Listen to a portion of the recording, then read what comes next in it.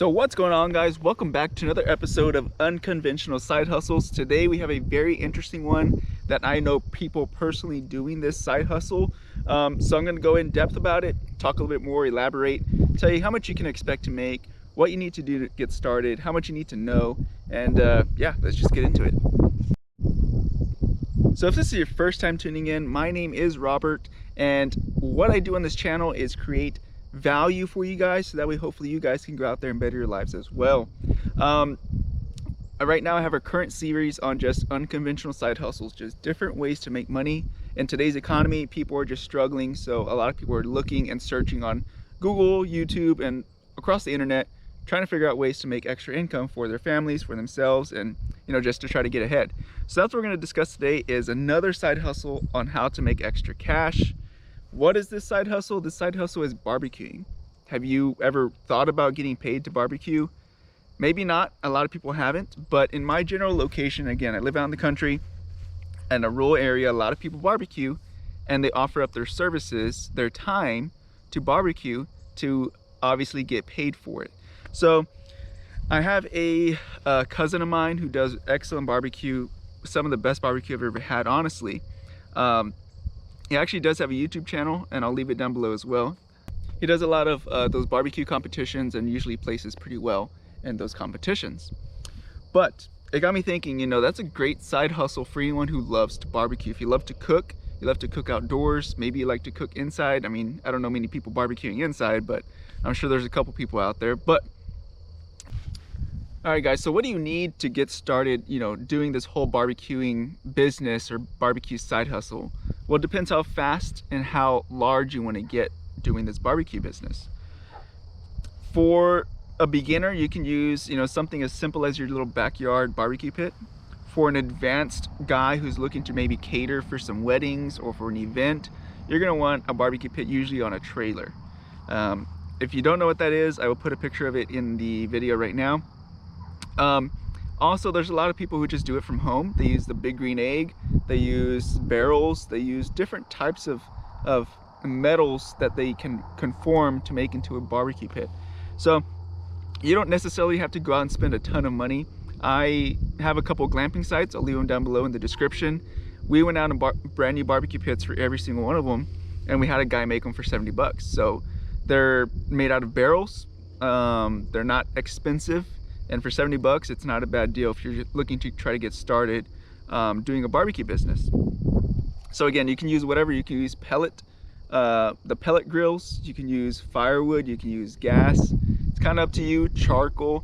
There's different ways to barbecue. It's totally up to personal preference. Now, when you go out to these judging competitions, each judge has its different preference on what they prefer, what they like to see. But in general, most people here in South Texas use mesquite wood, pecan, and oak. Those are the three most common types of firewood that you find here in the South. Where are you going to locate firewood to start your barbecue business? Well, you can talk to someone like me who has land, and I will sell you firewood. You could also go out and on the search, and on county roads, back roads, dirt roads, a lot of the counties will chop down trees that are overgrown on fences.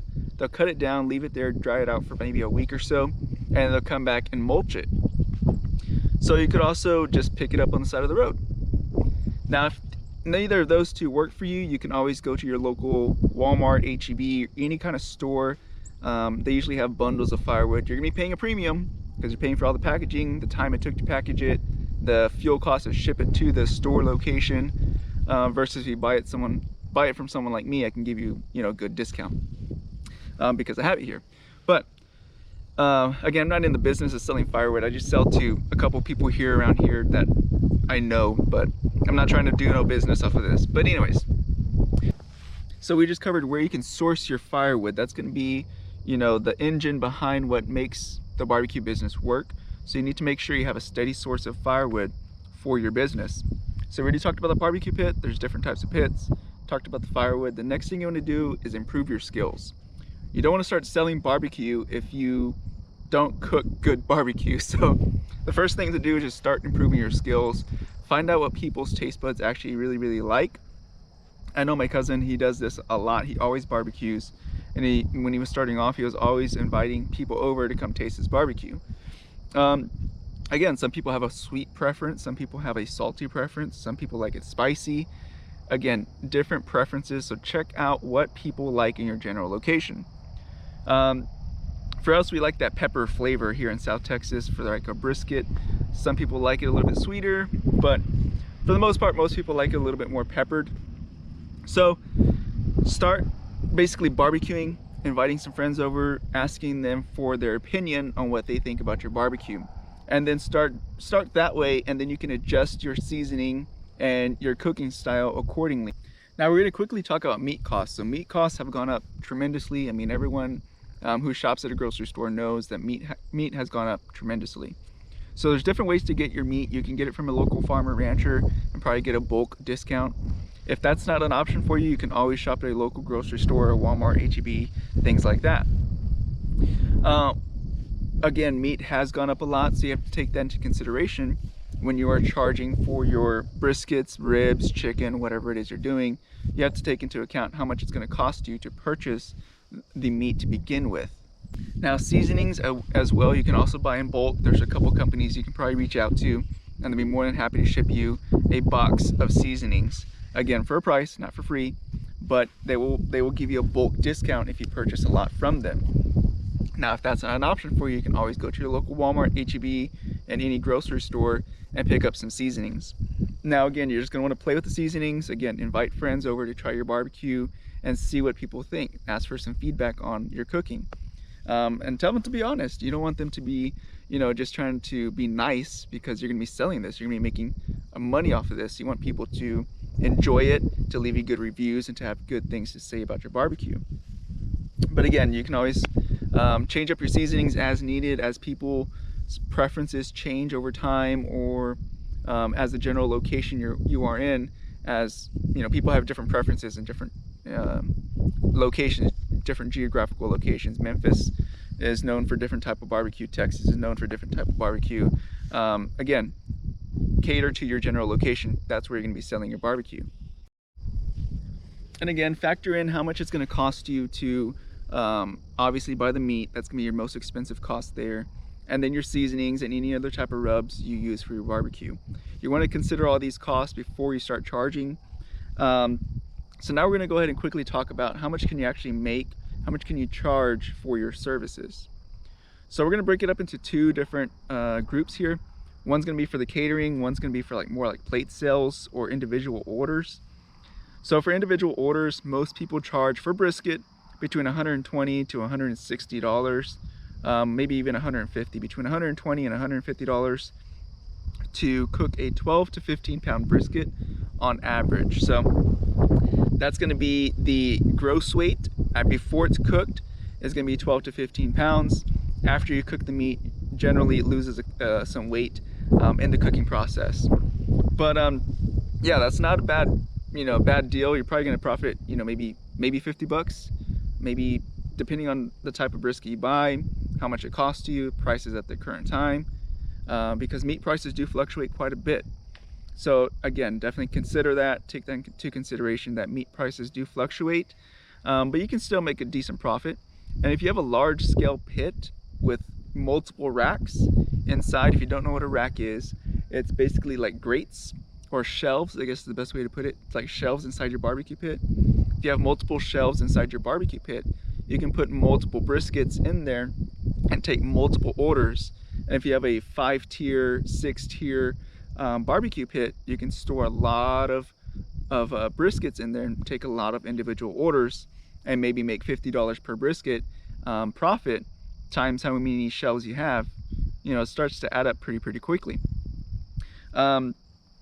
So yeah, between that for barbecue, for pork ribs and things like that, on generally between $25 and $40 for a slab of pork ribs. Chicken is usually cheaper, usually between $10 and $15 on average for half a chicken.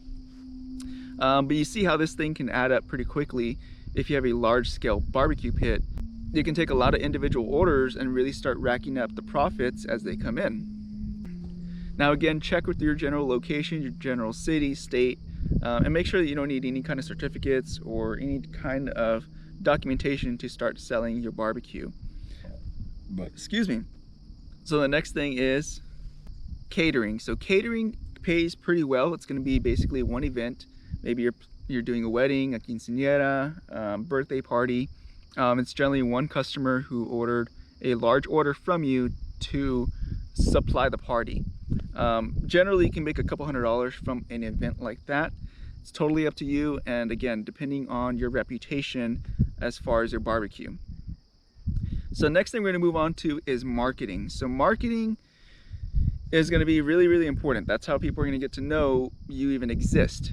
You know, you can have the best barbecue in the world, but if no one knows about it, you're not going to have any business, you know? If I just know about your barbecue, it doesn't do you any good unless you are marketing it and reaching a wider audience so people can also try your barbecue. So Facebook is great. Personal profile, creating a business profile, Instagram, TikTok, pretty much anything social media related is going to help you out tremendously for getting your barbecue out there. Now on that note, guys, I hope you found this useful and beneficial, and I hope I sparked maybe some ideas into you, so hopefully you can get started making some extra cash. Again, times are tough for a lot of people. A lot of people are searching the internet for alternative ways to make some extra money. But without further ado, guys, appreciate you guys watching. Until next time, be careful, be good, take care, and God bless. See you guys in the next one. Bye-bye.